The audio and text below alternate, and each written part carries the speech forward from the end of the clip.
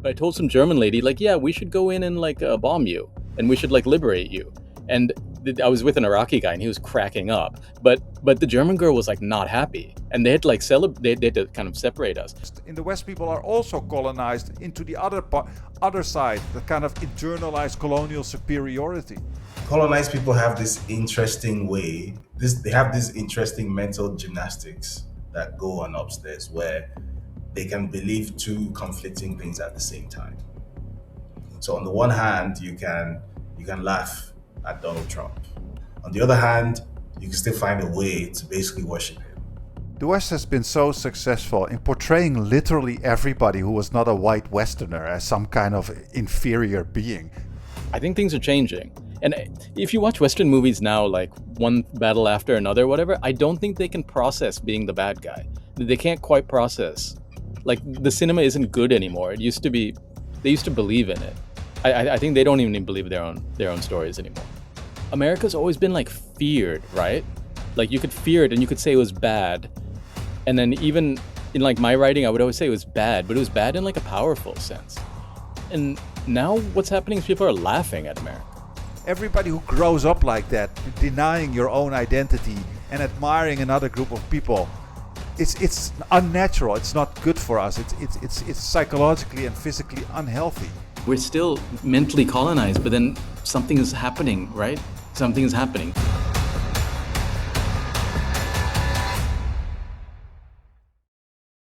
But interesting, David, what I was thinking also about to revolve this show a bit around is actually the question of, is Iran decolonizing the world?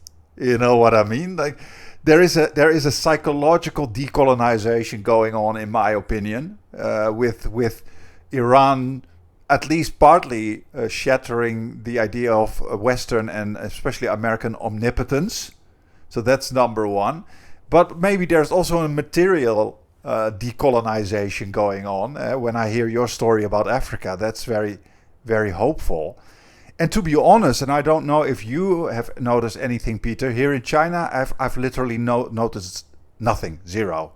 Am I missing stuff, or have you seen anything changing here with prices or whatever? Well, the prices for gas have gone up. I don't have a car, thank God. But I've read they have gone up somewhat. But in China, they have a system of kind of subsidy buffers. So if it goes over a certain amount, subsidies kick in to cap the price. And then if it goes under a certain amount, they'll do the same. Basically, I guess then the government will collect a kind of a subsidy. I don't know if it's a sort of insurance scheme or what have you, but they keep the price of gas within a certain band.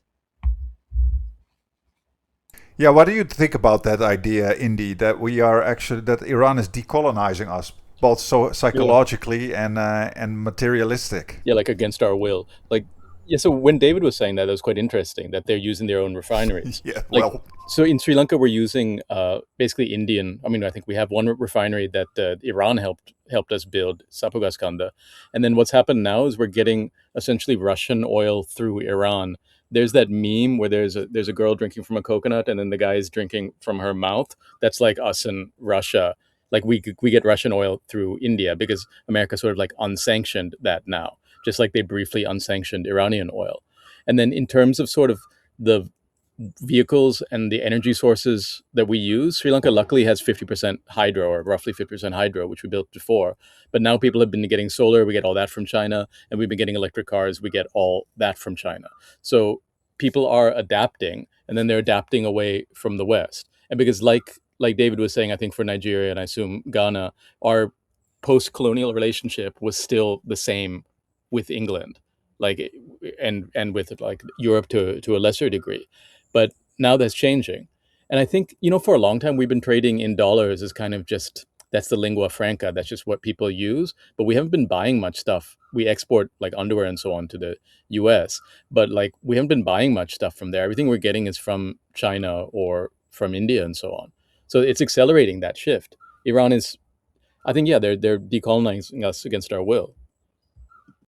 I agree. It could be that way. I mean, initially, I think we're seeing people kind of react with surprise or shock, even that Iran has been able militarily to put up the defense it's been able to put up thus far. So, hopefully, I don't want to jinx it or be overly hopeful, looking at everything through rose tinted glasses, but it could be like this century's version of the Russo-Japanese War, where people all over the world for the first time finally saw these like pale-skinned barbarians with the extremely effective killing machines defeated by people who weren't them. And perhaps that's what we're seeing, along with a revolution in military affairs, potentially. And not just that, and I don't know how maybe David can shed some light on that.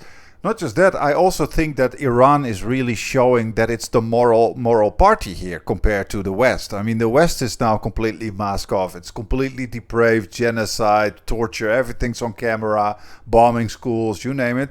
And Iran, but also the resistance in general in the region, just refuses to engage in that kind of depravity and still avoids, how do you say that, citizen casualties and all that kind of stuff.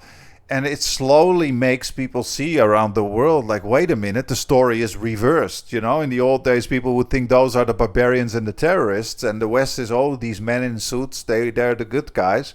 We've all watched Hollywood movies and played video games, but we're starting to realize, well, it's the opposite. We have been fooled, and I think that Iran is doing a very good job with a lot of patience to show that to the world. I am also decolonizing. I mean, I come from the Netherlands. We've been heavily psychologically colonized in my society.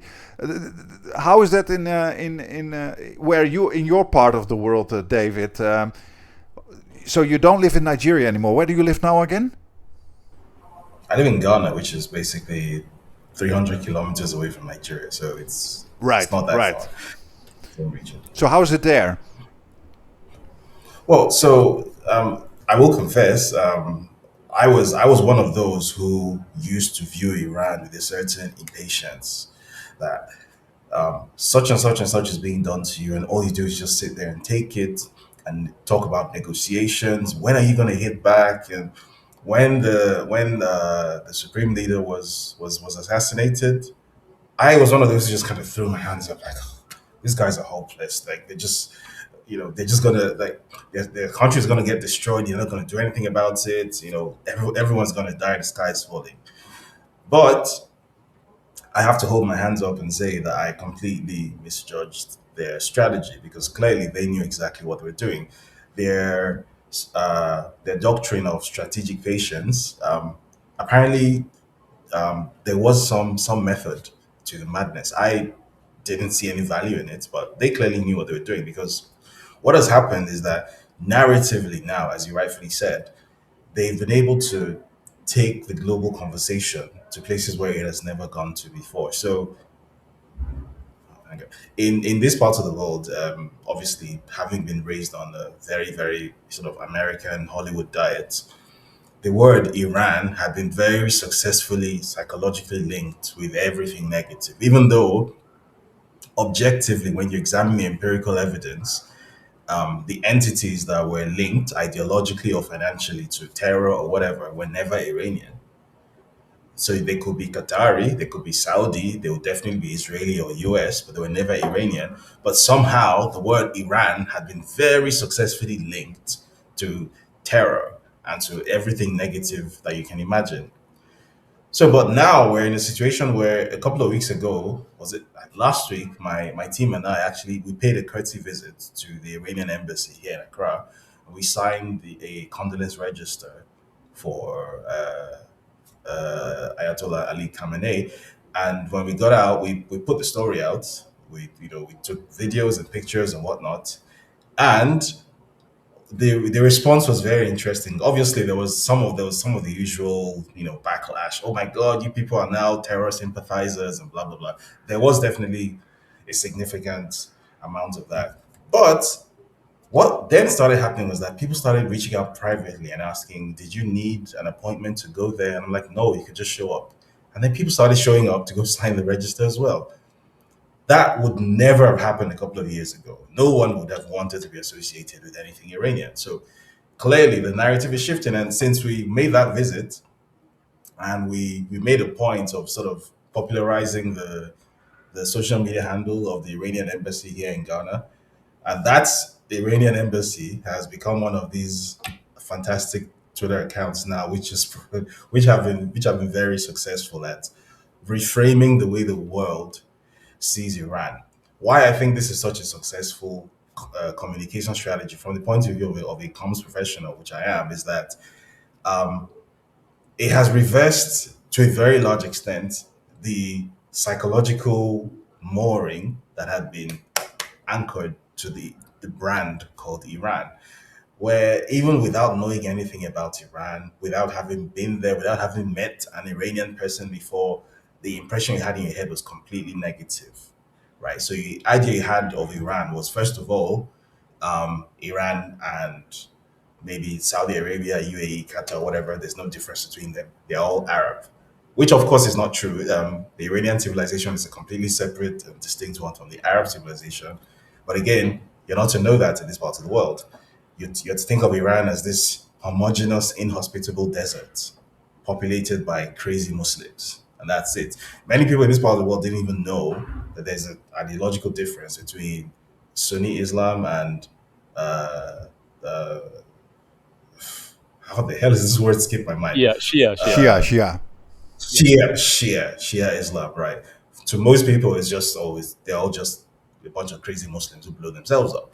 That had been the standard frame up until now. Now all of a sudden, people are like, "Wait, you mean it? There's snow in Tehran? So you mean Iran is not this huge, inhospitable, hot desert? Really?" And then they get to see pictures of actual cities in Iran, and it's like, wait, this is a heavily industrialized country.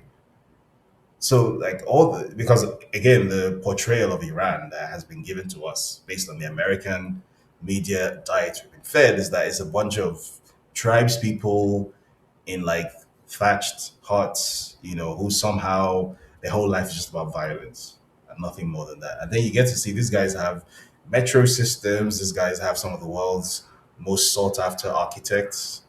Like they have all sorts of things, they have underground cities, they have infrastructure that we cannot dream of in this part of the world. And it's like, oh, okay, so everything we thought we knew about these people is absolutely not true. If you had come out and said all of this 2 years ago, no one would have listened to you. It just wouldn't have gone anywhere. But this strategy that they have deployed, that strategic patience of waiting and letting the other side turn themselves into the villain, such that for the first time, people are even willing to listen to what you have to say. And then exploiting that gap that you have created to then push your message. And the message you're pushing is not necessarily a message of open resistance, right? It's just showing the world who you are, and then the world is realizing, for example, that wow, the Iranians have an amazing sense of humor. And how they're discovering this is through the social media accounts of Iranian embassies around the world, right? So the more you engage with this, you realize that there's this huge psychological operation, if you like, taking place from an Iranian point of view. None of this is random. This is all a planned operation. They know exactly what they're doing. Um, I'm quite impressed by watching it all play out. And from my point of view, I think when eventually this part of the world has its own moment where it has, builds up a revolutionary head of steam. We're not at that point yet. But when it eventually gets to that point, I think there will be quite a lot to learn from how the Iranians have managed to shift the conversation. I am personally learning a lot about communications from just watching the way they've been able to reframe the entire conversation around them. Yeah, absolutely. And I must say also, David, I would also give credit to the Palestinians and the Palestinian resistance for doing such an amazing job. And I must say also, if you think about it, I found it so fascinating that you say that, how in Africa people would see people from Iran. The West has been so successful in portraying literally everybody who was not a white Westerner as some kind of inferior being, because the same has been done with black Africans. So if you see movies and everything in the way people perceive people from sub-Saharan Africa, it's the same stereotypes, gangsters, poor, you name it, criminal. You had the same with the Arabs, of course. The Arabs were all terrorists. Iran, bad name. The Asians were usually portrayed as weak and nerdy and submissive and followers. And of course, you had the Mexicans. The Mexicans were all drug. It's such a racist system of psychological colonization that has entered everyone's brain around the world. Yeah, if you see my academic work, I focus a lot on this psychological aspect. But also, for example, and I don't know if that's the case with you, Indi. Indi, you grew up in Canada, if I'm not mistaken. I grew up in Ohio. Like I was born in Canada, but yeah, I grew up in Ohio. So I grew up in the heart Oh, of America. okay. So you right. So you grew up in Ohio. Now I grew up in the Netherlands. Of course, I was born in a northern city of the Netherlands from a Dutch mother and an Algerian father. And it took me quite some years growing up in a typical Western society to embrace that side of my identity, uh, of which I had learned in my past that there is actually nothing, pretty much nothing, to be interested in or to be proud of when it comes to that side of my identity.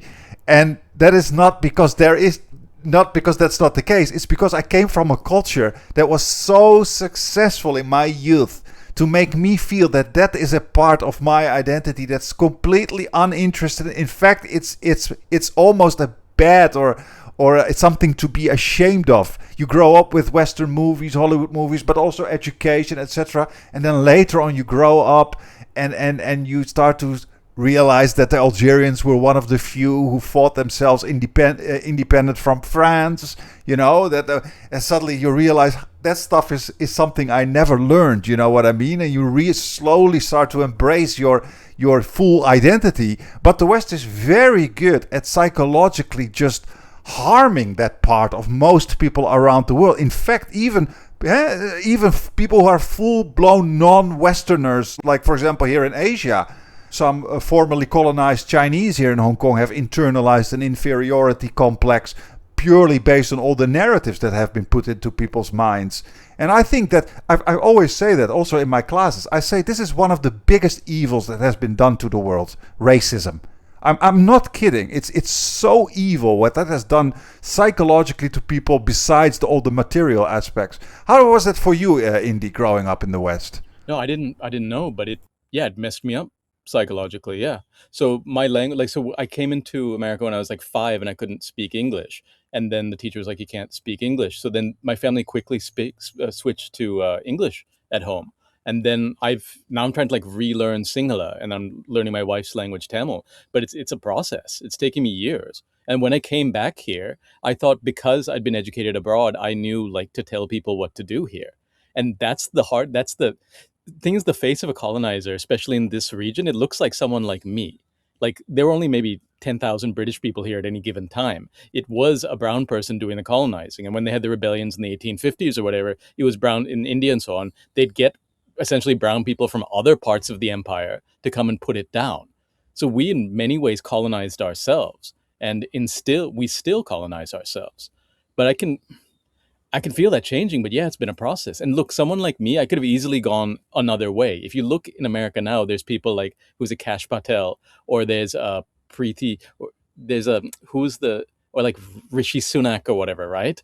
Like brown people. I've written something about this where brown people can like become white, especially Indians. We're like, Kamala Harris. yeah, Kamala Kamala Harris. Harris. Yeah, so we're like next in line to Kemi become Kemi white. Badnoch. Just like the Irish became white or the Italians became white, we were like next in. And I think the funny slash sad thing is, as the whole like what I call it white empire, as that empire collapses, it's gonna be faces like mine that are like, holding the bag, and then the white people are gonna say, oh, it ran fine like while we were in charge. But I could have gone either way. Like growing up there, you don't realize it, but what you're internalizing is that you should become white. And I think white is a fluid identity like that. What it really means is your culture becomes sort of like a cookbook on your shelf, or like some like hidden part of you, and you change your name and you essentially become like a capitalist being and an individual, but a very specific type of individual. Whereas here it's very much about like culture and who you're connected to, and like an identity. And I think about it now, and I think I'm anti-immigration in that sense. I think when we migrate from here, it's very sad because in Sri Lanka, the effect you get is people migrate. That's been the goal for decades, basically since socialism was made to fail here. And then you see their parents are left behind, and you see like these people who are, and for our culture, taking care of parents is very important, and you can just see it's a wound that like you can see that it's torn us apart. Just the pull of colonialism, not just colonizing us here, but then we go on to become the colonizers in occupied territories like America, and then we go on to become to like replace the labor force in places like UK and Europe, and we just get sucked into like the white hole of it all. And like psychologically it messes you up. But I can't watch Western movies anymore. Like I just can't watch them. I can't believe the stuff I used to watch. Like Black Hawk Down, I never watched that, but someone was saying it's like a zombie movie except you're killing black people, or like all these even like just casual American sitcoms. They'll have some stuff about like someone's like, "Oh, I served," and they're like, "Where did you serve?" And they're like, "In Fallujah," and they're like, "Thank you for your service, sir." And it's like in Fallujah, they have like birth defects worse than like Hiroshima. Like, what are you guys even talking about? But it's so casual that I can't watch like Western stuff anymore. I honestly just watch like Tamil romances. But I think things are changing. And if you watch Western movies now, like one battle after another, whatever, I don't think they can process being the bad guy. They can't quite process. Like the cinema isn't good anymore. It used to be. They used to believe in it. I think they don't even believe their own stories anymore. Yeah, I think the remaining good stuff coming out of like Western U.S. entertainment is all like satire, black comedy. Silicon Valley is fantastic, but it's all like critique of a new portion of the ruling class. It's not, anything beyond that. I can't think of anything that really stands out as being worthwhile. But on that topic of soft power, I completely agree with you, David. Like the stuff coming out of Iranian embassies around the world has been mind blowing. I've had to like take a double, look at it twice. This is really coming from the South African embassy or the Iranian embassy in South Africa. Or this is coming from the Iranian embassy in Ghana or wherever. It's really great, and it reminds me of the big hullabaloo over the so-called wolf warrior diplomacy, which I always thought. I mean, there's two aspects of it. Within diplomacy, I completely understand you want to have a certain kind of language, uh, completely accept that. But when you're talking about public facing diplomacy, I found like the wolf warrior stuff coming out of China 10 years ago up until now to be really pretty tame. I mean, I could come up with, I think, a lot better stuff for China to be telling their Western interlocutors than they were actually doing. But you remember there was a big to do about, oh, this is so unacceptable. China is talking bad about us, and now we're starting to see this in Iran. I think it's good things are developing. I don't know. What do you guys? Well, one thing my dad always told me was that so when the war was happening here, there's this LTT leader, Prabhakaran, and he was like, for my whole life, he was feared and he was like powerful. But then there was one point where they started circulating photos of him like in a swimming pool, and people were kind of like laughing at him. And then my dad said, "Oh, like now it's over." He said like once they start laughing at you, then it's over. So America's always been like feared, right? Like you could fear it and you could say it was bad, and then even in like my writing I would always say it was bad, but it was bad in like a powerful sense. And now what's happening is people are laughing at America. So I didn't quite understand it when my dad was saying it then, but he was right. But I do think like when people start laughing at you, then some psychological barrier has been crossed, because you don't laugh at someone you're afraid of. I think it means people are not afraid anymore. So I can feel that changing. I'm going to push back on that slightly. The reason I'm going to push back on that is um, empire being what it is. I think it has anticipated that already, and I think in fact it has made moves to mitigate that. I say this because so back in 2017, I joined a TV show which was Nigeria's well West Africa's first ever political satire show. It was funded by the Open Society Foundation, which I'm sure you're familiar with, funded by George Soros. And the idea was basically to copy the Daily Show with Trevor Noah or John Stewart and sort of localize it, which I thought we did quite successfully. Now, what we discovered at the time, and I think what the so-called satire or political satire circuit is discovering, even in the US now, is that just because you can poke fun at the absurdity of something, and just because you can expose how ridiculous certain people are, and the audience gets to laugh, doesn't mean, first of all, that the way the audience views those people has necessarily shifted. Right? Colonized people have this interesting way. They have this interesting mental gymnastics that go on upstairs where they can believe two conflicting things at the same time. So on the one hand, you can laugh at Donald Trump, right? You can see that this guy is he's an exploding tomato. He's not someone to be taken seriously. On the other hand, you can still find a way to basically worship him. I see evidence of this, right?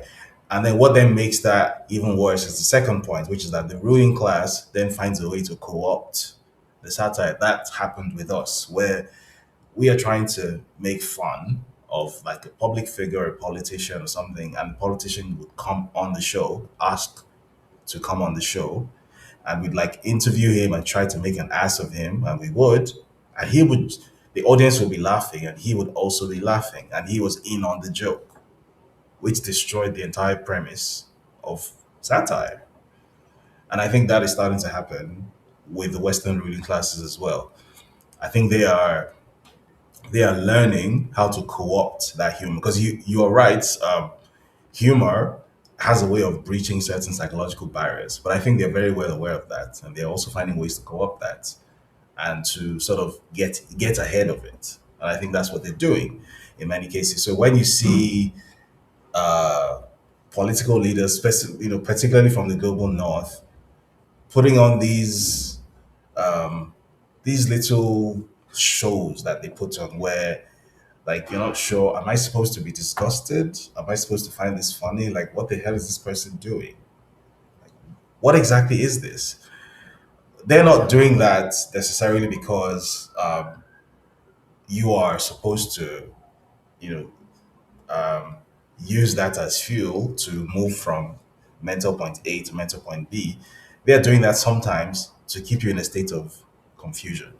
It's like psychological warfare where they just keep you guessing.